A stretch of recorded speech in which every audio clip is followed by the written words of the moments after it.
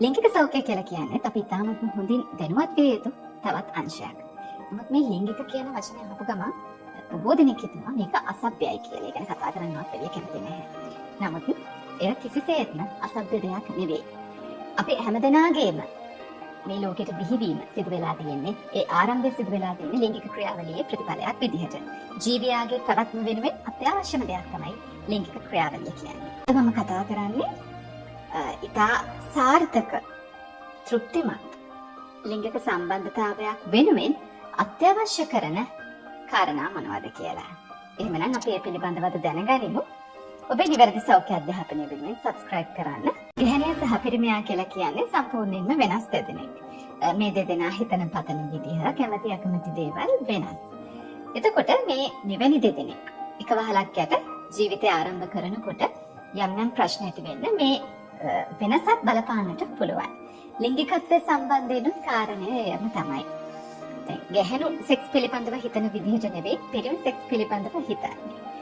ඒ නිසාම සාර්ථක ලිංගික සම්බන්ධතාවයක් වෙනුවෙන් මේ දෙදෙනා වෙනස් විදිහට සෙක්ස් පිළිබඳව හිතන්නේ කොහොමද කියලා අපි දැනගන්නට ඕනේ. වඩා සාර්ථක ලිංගික සම්බන්ධතාවයක් වෙනුවෙන් අවශ්‍ය දේවල් පිළිබඳව අපි පැහැදිලි කරගන්නේ මේ විද්‍යාත්මක කාරණා තුලින්. දැන් විද්‍යාත්මකවම සොයාගෙන තියෙනවා කාන්තාවකට ලිංගික කටයුත්තකට පෙර මානසිකව ලොකු සූදානමක් ඒ වෙනුවෙන් අවශ්‍යයි කියලා.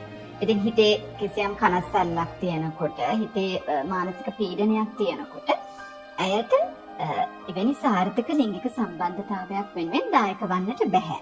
ඉතින් ඒ නිසාම මේ සූදානම ඇය මානසිකවම ඇති කරගන්නට ඕනේනේ. ඉතින් ඒ වෙනුවෙන් ඇයගේ සහකාරයටත් ලොකු වගකීමක් පැවරෙනවා. ඒ මානසික සූදානම ඇති කිරීම වෙනුවෙන්. ඒ නිසා මේ ආදරණීය වචන, මේ බොහොම අනුරාගී වචන සහ ස්පර්ශය ඉතාමත්ම වැදගත් වෙනවා.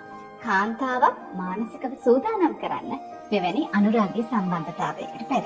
සංනිවේදනය, කමියුනිකේෂන් කියන එකත් සාර්ථක ලිංගික සම්බන්ධතාවයක් සඳහා ඉතාමත්ම වැදගත් වෙනවා. දැන් සහකරු සහ සහකාරිය අතර තමන් කන්න කැමති මොනවද? එතකොට යන්න කැමති කොහෙද? අඳින්න කැමති මොනවද? මේ ගැන නම් නිතරම කතා බහ ඇති වෙනවා. හැබැයි අපි සෙක්ස් පිළිබඳව ගත්තහම ඒ වගේ කතා බහක් ඇති වෙන්නේ කීයෙන් කී දෙනා අතරද? සාමාන්‍යයෙන් පිරිමින් නම් තරමක් විවෘතව මේ පිළිබඳව කතා කළත් කාන්තාවන් හැම වෙලාවෙම මේ සම්බන්ධයෙන් එන කතා බහකට ඒ තරම් අවතීර්ණ වෙන්නේ නැහැ. මේක හැංගිච්ච දෙයක් විදිහට තමයි හිතන්නේ. ඉතින් ඒ නිසාම මේ ලිංගික කටයුත්ත තුලත් තමන්ගේ මේ sexual feelings පිළිබඳව මේ sexual relationship එකකදී තමන් කැමති අකමැති දේවල් පිළිබඳව, තමන් කරන්න කැමති දේවල් පිළිබඳව, තමන් හිතන දේ පිළිබඳව කතා කිරීම සිද්ධ වෙන්නේ හරිම අඩුවෙන්. හැබැයි වඩා සාර්ථක ලිංගික සම්බන්ධතාවයක් වෙනුවෙන් ගාක් වැදගත් වෙනවා මේ සෙක්ස් පිළිබඳව තමන් මේ එකිනෙකා හිතන පතන විදිහ පිළිබඳව දැන ගැනීම. ස්පර්ශය එහෙමත් නැත්නම් ටච් කියන එක ඉතාමත්ම වැදගත් වෙනවා සාර්ථක ලිංගික සම්බන්ධතාවයක් වෙනුවෙන්. දැන් එකපාරටම සංසර්ග ක්‍රියාවලිය දෙන මිනිස්සු කියන්නේ මැෂින් නෙවෙයිනේ. ඉතින් ඒ නිසා මේ ආදරණීය ස්පර්ශ කිරීම, දැවටි ඉඳලා එතකොට ඉතා ආදරණීයම ස්පර්ශ කරලා මෙවැනි ලිංගික කටයුත්තකට අවතීර්ණ වෙන්න තියෙනවා නම් ඒක ඉතාමත්ම වටිනවා. ඒතර මේ තුලින් අර මානසික සූදානම, මේ වෙනුවෙන් තියෙන මානසික සූදානම වගේම කායික සූදානමක් ඇති වෙනවා. මං ආට ආදරේ, මං ආට ආදරේ, මං ආට ආදරේ, මං ආට ආදරේ. හැමදාම එකම විදිහට ආදරේ කරන්න ගියාම ටිකක් බෝරින් වෙනවා නේද? දැන් සෙක්ස් සම්බන්ධයෙන් තත්ත්වය මෙන්න තමයි. සෙක්ස් සඳහා කිසියම් විවිධත්වයක් අවශ්‍යයි. හැබැයි අපි විවිධත්වය හොයාගන්න ඕනේ අපේ පාර්ට්නර්ව මාරු කරලා නෙවෙයි. සහකරු සහ සහකාරිය එකිනෙකා මේ පිළිබඳව කතා කරලා ඒ විවිධත්වය ඇති කර ගැනීම පිළිබඳ එකතතාවයකට ඔවුන් දෙදෙනාම එන්නට ඕනේ. දැන් මේ ලිංගික කටයුත්ත සඳහා අපි පාවිච්චි කරන ස්ථානය වෙනස් කරලා, ඉරියව් මාරු කරලා, ඒ වගේම පූර්ව ලිංගික සංසර්ග ක්‍රියාවලියේ කිසියම් විවිධත්වයක් ඇති කර ගැනීම තුළින් අපිට මේ විවිධත්වය ළඟා කරගත හැකියි. විවාහ වෙලා කාලයක් ගියාට පස්සේ ලිංගික කටයුතු සඳහා වෙලාවක් නැහැ කියන එක හැමෝම කියන කතාවක්. දැන් දරුවෝ ලැබුණට පස්සේ වෙනත් සමාජීය ප්‍රශ්නත් එක්ක ආර්ථික ප්‍රශ්න වන්නට පුළුවන්, රැකියාවේ ප්‍රශ්න, මේ සියල්ලක් එක්කමනේ ජීවිතය අරගෙන යන්නේ. එතකොට ලිංගික කටයුතු සඳහා වෙනම වෙලාවක් වෙන් කර ගැනීම සිද්ධ වෙන්නේ නැහැ. හැබැයි අපේ ආදරය කරන කාලේ එහෙම හිතුවද? මොන බාධක තිබ්බත් මොන ප්‍රශ්න තිබ්බත් කොහොම හරි ආදරය කරන පෙම්වතුන් දෙන්නෙක් හම්බ වෙනව නේද? ඉතින් අන්න ඒ තියරි එකම අපි විවාහ ජීවිතයටත් ඇප්ලයි කරන්නට ඕනේ. දැන් අපි මෙහෙම දෙයක් හිතමුකෝ. විවාහයක් තුළ අපි දිනයක් වෙන් කරගන්නවා. අපි දෙදෙනා මේ බොහොම ආදරණීය අනුරාගී මුණ ගැසීමක් සඳහා මෙන්න මේ දවස වෙන් කරගන්නවා කියලා. එතකොට ඒ දවසේ වෙලාව කළමනාකරණය කරගන්න එක ඒ සහකරු සහකාරිය සතු වගකීමක්. එතකොට පොඩ්ඩක් වැඩ කටයුතු එහෙට මෙහෙට කරලා ඒ දවස වෙන් කරලා තියාගන්නේ මේ ආදරණීය මුණ ගැසීමක් සඳහාමයි. එතකොට අපි කල් තියා දන්නවා අපි මේ දවසේ අපි දෙදෙනාගේ එකතු වීමක් සිද්ධ වෙනවායි කියලා. ඒ අනුව මානසිකවත් සූදානම ඇති වෙනවා. කායික පෙළඹවීමකුත් එතකොට ඇති වෙනවා. එතකොට එය ඉතාමත්ම හොඳ ප්‍රායෝගික ක්‍රමයක්. මේ විවාහය තුළ තමන්ගේ අනුරාගය සඳහා වෙලාවක් නැහැ කියලා කියන අයට ඒ වෙනුවෙන් වෙලාව සහ පෙළඹවීම ඇති කරන්නට ඉතාමත්ම හොඳ ප්‍රායෝගික කාරණයක්. සාර්ථක ලිංගික සම්බන්ධතාවයක් වෙනුවෙන් පිරිසිදුකම ඉතාමත්ම වැදගත් වෙනවා. මේ ක්‍රියාවලියේදී කාන්තාව සහ පුරුෂයා ඉතා දැඩිව එකිනෙකාට සමීප වෙන නිසාම පිරිසිදුකම කියන දේ ඉතාමත්ම වැදගත් වෙනවා. ඒ වගේම කාන්තාවකට තමන්ගේ පුරුෂයා ඉදිරියේ ලොකු සුරක්ෂිතභාවයක් දැනෙන්නට ඕනේ. ඒ මගින් අර මම කලින් කිව්වා වගේ මෙවැනි කටයුත්තක් සඳහා ඒ ඇතිවන මානසික සූදානම ඉතාමත්ම හොඳින් සැකසෙනවා. ඒ නිසා ඒ පුරුෂයාත් ඒ ගැන ඉතා හොඳින් හිතන්නට ඕනේ. තමන් ආදරය කරන ගැහැණියට සුරක්ෂිත භාවය දනවන්න. හැමෝම අහන දෙයක් තමයි හොඳ ලිංගික ප්‍රබෝධයක් ලබා ගන්නට කන්න ඕන කෑම මොනවද කියලා.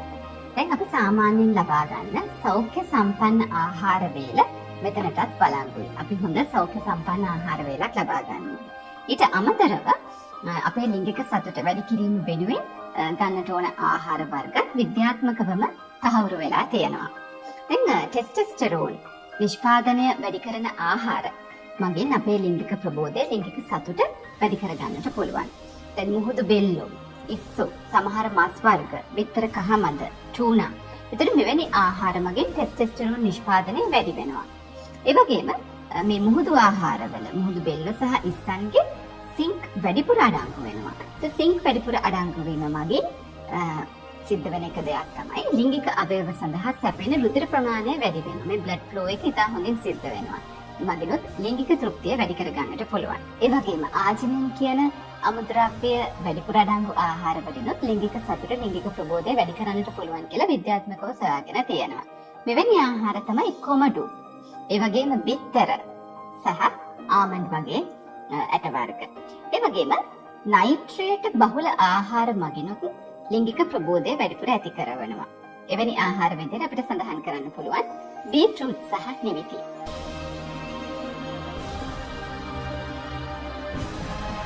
ප්‍රශ්න ගොඩක හිර වෙලා ඔබ දැඩි ස්ට්‍රෙස් එකක ඉන්නවනම් අනුරාගී හැඟීම් පහළ වෙනවද? නැහැ නේද? ඉතින් මේ මානසික සුවතාවය කියන එක, රිලැක්සේෂන් කියන එක ඉතාමත්ම වැදගත් වෙනවා සාර්ථක ලිංගික සම්බන්ධතාවයක් වෙනුවෙන්. පුළුවන් තරම් ඔබ ස්ට්‍රෙස් එක අඩු කර ගැනීම වෙනුවෙන් අවශ්‍ය කරන දේවල් කරන්න ඕනේ. ඉතින් එමගින් ඔබට හොඳ ලිංගික ප්‍රබෝධයක් ලබා ගන්නට පුළුවන්. ලිංගික ජීවිතයේ සතුට නැති කරන ප්‍රධානම සාධක දෙකක් තමයි අධික ධූමපානය සහ අධික මත්පැන් පානය. අධික ධූමපානය දෙන පුද්ගලයන්ට එන තවත් ප්‍රශ්නයක් තමයි ලිංගික ප්‍රාණවත් වීමේ ගැටලුත් පැන නගිනවා. ඉතින් ඒ නිසා ඔබ ඔබේ ලිංගික ජීවිතයේ සතුට ප්‍රබෝධය ගැන හිතනවා නම් අනිවාර්යයෙන්ම මේ පුරුදු අත්හැර දැමිය යුතුයි. ඔබට කිසියම් ලිංගික ගැටලුවක් ඇති වුණොත් ඔබ මොකක්ද කරන්නේ? බොහෝ දෙනෙක් කරන්නේ සද්ද නැතුව ඉන්න එක. මේ ගැන වෛද්‍යවරයෙක් එක්ක පවා ගිහිල්ලා කතා කරන්න හරිම ලැජ්ජයි, බයයි. හැබැයි Tamanට තමන්ගේ මට්ටමින් විසඳ ගන්න බැරි ලිංගික ගැටලුවක් පැන නැගුණොත් වඩාත්ම සුදුසු දේ තමයි තමන්ගේ යාළු මිත්‍රයෙක් එහෙමත් නැත්නම් වෙනත් ඒ සම්බන්ධයෙන් ඒ තරම් දැනුමක් නැති අයත් එක්ක මේ ගැන කතා කරලා මේ ප්‍රශ්නේ තවදුරටත් වැඩි කරගන්නවට වඩා ඒ සම්බන්ධයෙන් සුදුසුකම් තියෙන වෛද්‍යවරයෙකු මුණ ගැහිලා තමන්ගේ ප්‍රශ්නය කියලා ඒ අවශ්‍ය කරන උපදෙස් සහ ප්‍රතිකාර ලබා ගන්න එක. ඔබේ ශරීරයේ ඇතිවන අනෙක් ලෙඩ රෝගවලදී ඔබ වෛද්‍ය උපදෙස් ලබා ගන්නවා වගේම ඔබ නැවත වතාවක් හිතන්නට ඕනේ මේ ලිංගික ගැටලු ලිංගික සෞඛ්‍ය සම්බන්ධ ප්‍රශ්න කියන්නේ ඔබේ මේ සෞඛ්‍යයේම තවත් එක් කොටසක් පමණයි. ඉතින් ඒ නිසා පිළිබඳව වෙනස් විදිහකට හිතන්නට එපා. ලිංගික සතුට සහ ලිංගික ප්‍රබෝධය සඳහා ඔබ දැන සිටිය යුතුම කාරණා ගණනාවක්ම පිළිබඳව මා ඔබට තොරතුරු ගෙනාවා. ඉතින් ලිංගික සෞඛ්‍ය කියලා කියන්නේ සාමාන්‍ය දෙයක්. අපේ සාමාන්‍ය සෞඛ්‍යම කොටසක්. ඒ නිසා තවදුරටත් මේ හැංගුණු මාතෘකාවක් නෙවෙයි. අපි විවෘතව මේ පිළිබඳව කතා කරමු.